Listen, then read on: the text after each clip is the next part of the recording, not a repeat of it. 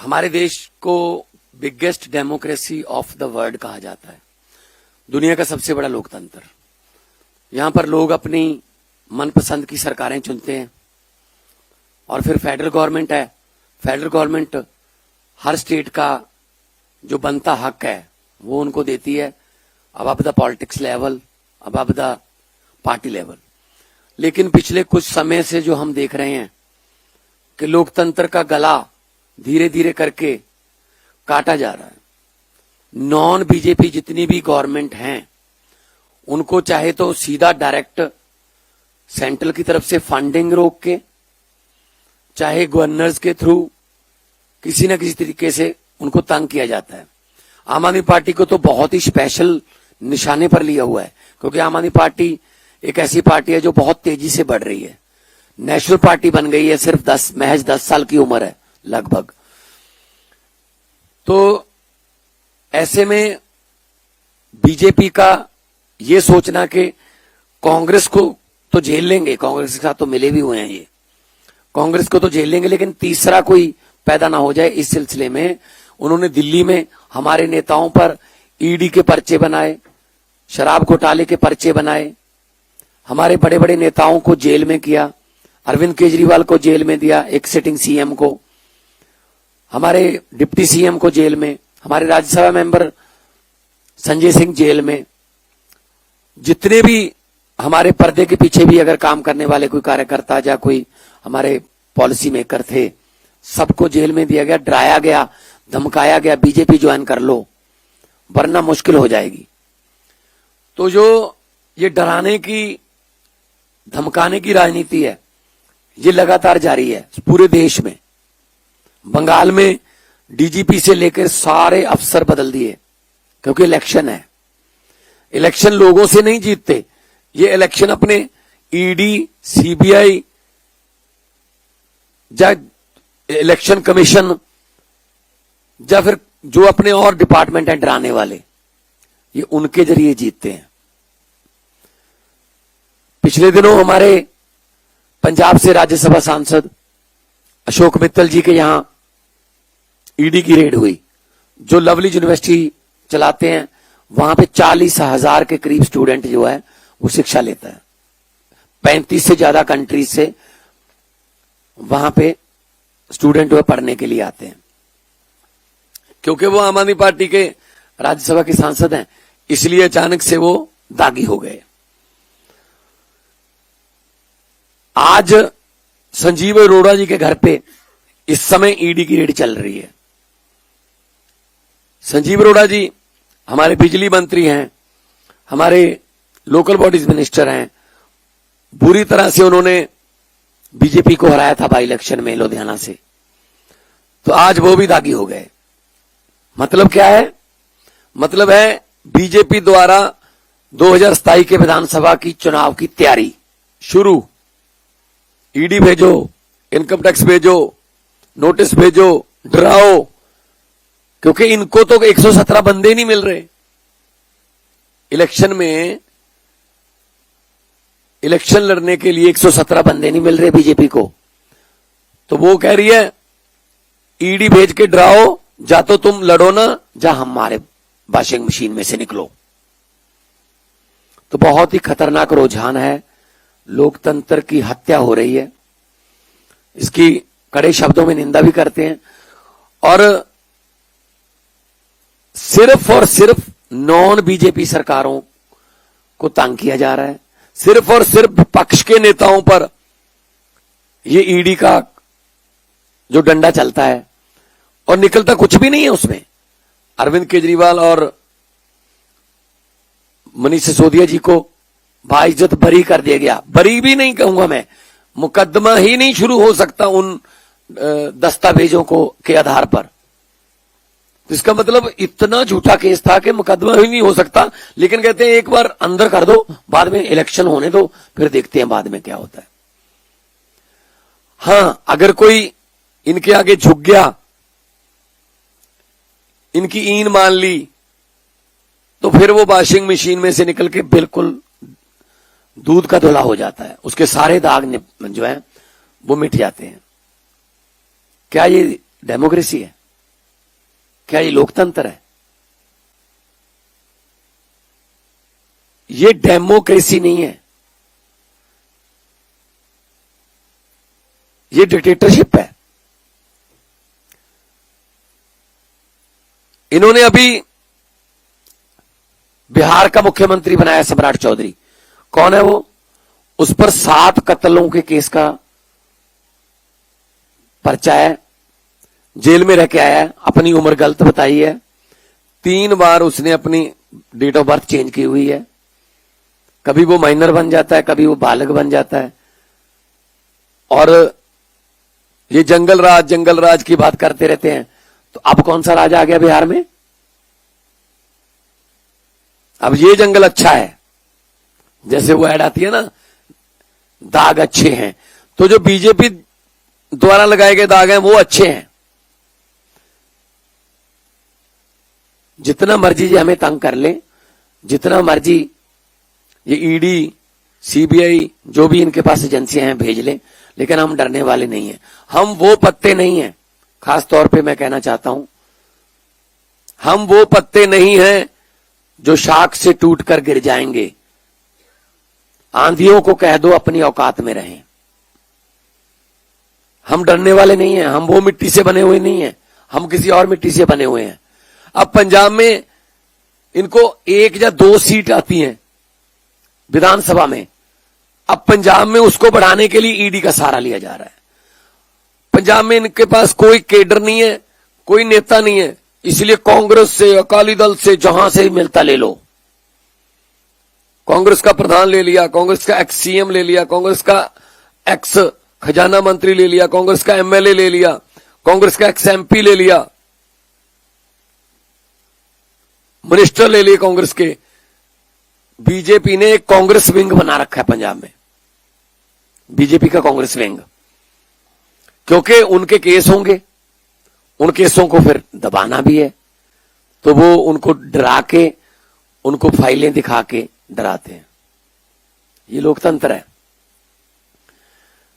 मोदी साहब का ध्यान होना चाहिए था कि कैसे देश में बेरोजगारी खत्म की जा सकती है, कैसे अच्छे स्कूल हो सकते हैं, कैसे अस्पताल में अच्छा इलाज हो सकता है, कैसे करोड़ों नौजवानों को नौकरियां मिल सकती हैं, कैसे ये एलपीजी या पेट्रोलियम पदार्थों का जो जंग लगी हुई है उसमें से हमने बीच में से कैसे निकलना है, ताकि हमारे देश के लोगों पर या उनकी जेब पर कोई बोझ ना आए।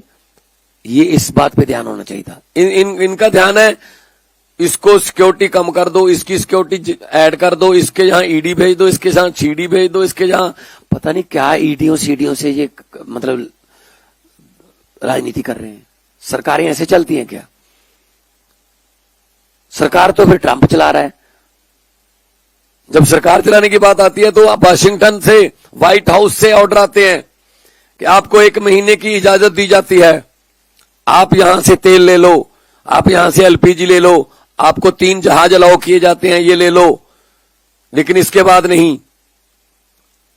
तो फिर बिशप गुरु बनने चले थे, बिशप चेले बन गए हम तो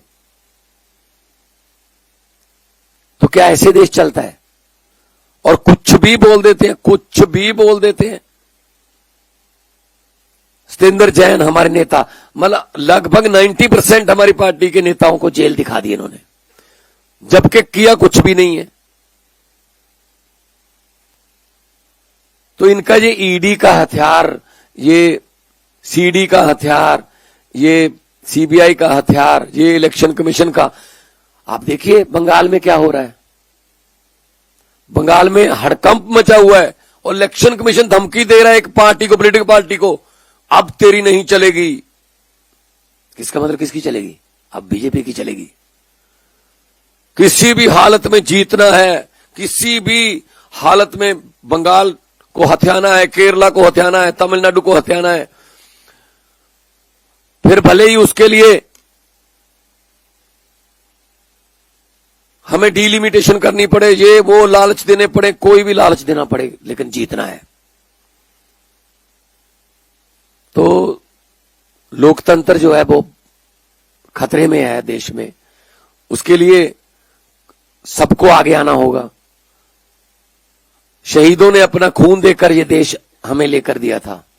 शहीद आजम भगत सिंह, राजगुरु, सुखदेव, चंद्रशेखर आजाद, करतार सिंह सराभा, गदरी बाबे, मदन लाल ढींगरा, लाला लाजपत राय, कितनी कुर्बानियां हुई, कितनी जवानी में कुर्बानियां हुई। 23 साल की उम्र, 22 साल की उम्र, 19 साल की उम्र। और क्या उनकी आत्मा को आज सुकून मिलता होगा ये देख करके? ये देश दे के गए थे हम, इस देश के लिए कुर्बानियां दी कि जहां सिर्फ दो बंदों की चलती है। पहले हमने सुना था हम दो हमारे दो, वो परिवार कल्याण का नारा था कि 2 बच्चे ही काफी और से माफी। अब क्या है? अब भी हम दो हमारे दो ही हैं। अभी भी अमित शाह और मोदी हैं। हम दो और हमारे दो, आगे उनके भी दो हैं, अंबानी और अडानी। तो हम दो हमारे दो के नारे पर जो सरकार चल रही है, बाकी 140 करोड़ का कोई नहीं पूछता, किस्मत पे छोड़ रखे हैं लोग। सख्त शब्दों में निंदा करते हैं हम कि जिस तरीके से ये डेमोक्रेसी का कत्ल कर रहे हैं। राज्यपाल पॉलिटिकल रैलियां करने के लिए रखे हुए हैं, राज्यपाल बिल पर बैठ जाते हैं, 2-2 साल बिल पास नहीं होते, 4-4 साल बिल पास नहीं होते, सुप्रीम कोर्ट में जाना पड़ रहा है स्टेटों को। जब सुप्रीम कोर्ट ने ऑर्डर किया कि राज्यपाल और राष्ट्रपति बिल नहीं रोक सकते, वो ठंडे बस्ते में डाल दिया, जजों की बदली, जजों के फाइलें निकाल ली। मतलब किसी को तो छोड़ेंगे ये। हमने सुना था कि नॉर्थ कोरिया में, रशिया में ऐसे होता है कि अपने आप ही डिक्लेयर कर लेते हैं कि मैं इतने साल के लिए बन गया बस राष्ट्रपति। तो ये भी तो वही बात है बस। फिर अगर एसआईआर से आपने असली वोट काट देने हैं, जो वोट विपक्ष को पड़ते हैं, गली गली से जो पन्ना प्रधान, पता नहीं गली का पन्ना, पता नहीं क्या क्या नाम रखे हुए इन्होंने, पन्ना प्रमुख, वो बता देते हैं ये इतने घर जो है बीजेपी के हैं, इतने घर आम आदमी पार्टी के, इतने घर कांग्रेस के हैं, उनकी वोट काट दो और नई बना लो। अपनी एक वोटरों की फौज लेकर चल रहे हैं। वही लोग हरियाणा में वोट करते हैं, वही मुंबई में करते हैं, वही असम में करते हैं, वही बंगाल में जाएंगे। एक तरफ तो कहते हैं 1 नेशन 1 इलेक्शन, लेकिन 2 स्टेटों में अगर इलेक्शन करवानी हो उसमें 1 हफ्ते का गैप क्यों रखते हैं? क्या इतनी भी सिक्योरिटी नहीं है हमारे पास कि 2 स्टेटों में एक ही दिन इलेक्शन हो सके? क्योंकि पहले उनको वोट इधर डलवाना होता है, फिर गाड़ियों में, रेलगाड़ियों में उनको शिफ्ट करके वहां लेके जाना होता है। ये डेमोक्रेसी है, ये नई किस्म की डेमोक्रेसी है। ये शहीदों की कुर्बानी जो है, ये उस पर कलंक लगा रहे हैं। जिस डेमोक्रेसी की उन्होंने उम्मीद की थी, जिसके लिए उन्होंने लाला लाजपत राय ने डंडे खाए, भगत सिंह ने फांसी के रस्से चूमे, और इनका तो कोई नुकसान नहीं हुआ ना पार्टीशन में। 10 लाख बंदा तो हमारा मरा ना, इनकी तो कोई कुर्बानी नहीं है ना। ये तो देश मिल गया बस। अब देश को, संविधान को ऐसे बदल देंगे, संविधान को ऐसे बदल देंगे, 360 दे दो, संविधान को ये कर देंगे। तो संविधान को खतरा हो गया है।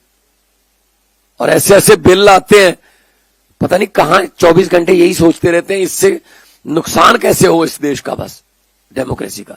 सो डेमोक्रेसी के इस कत्ल पर चिंता भी व्यक्त करते हैं, लेकिन हम तो लगे हुए हैं। अरविंद केजरीवाल हमारे जर्नैल हैं, हम तो लगे हुए हैं। हम इनसे डरने वाले नहीं हैं, हम घबराने वाले नहीं हैं। भेज दें ईडी, भेज दें सीडी, भेज दें बीडी, जो भी इनका डिपार्टमेंट है हमारे पास भेज दें, हम इनको अपना हिसाब भी देंगे, सब कुछ देंगे। जैसे ही आम आदमी पार्टी में या किसी और पार्टी में कोई बंदा जाता है, एकदम से वो करप्ट हो जाता है, और जैसे ही बहुत महाकरप्ट बंदा बीजेपी में आता है, एकदम से धुल जाता है।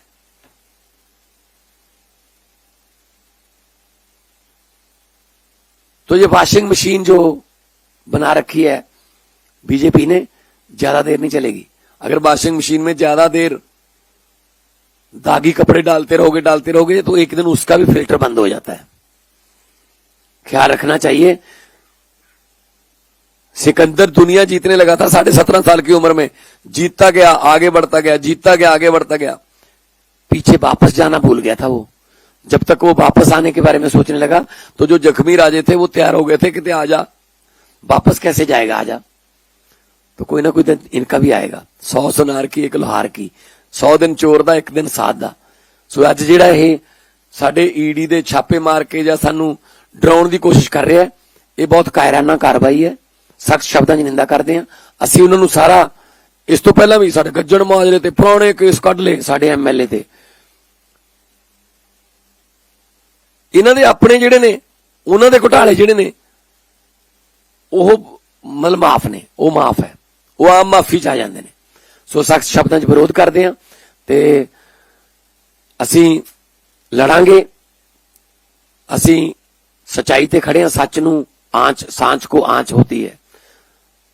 ਕਿਉਂਕਿ ਫਰਕ ਬਣਾਉਣ ਦੀ ਲੋੜ ਨਹੀਂ। ਮੈਂ ਸਾਡੇ ਕਾਰਜਕਰਤਾਵਾਂ ਨੂੰ ਵੀ, ਸਾਡੇ ਸਾਰੇ ਵੈਲਵਿਸ਼ਰਾਂ ਨੂੰ ਔਰ ਦੇਸ਼ ਵਾਸੀਆਂ ਨੂੰ ਕਹਿਣਾ ਚਾਹੁੰਦਾ, ਇਨਸਾਫ ਦਾ ਦਿਨ ਨਹੀਂ ਚੜ੍ਹਨਾ जो लोगों के दिल चो डर नहीं जाता।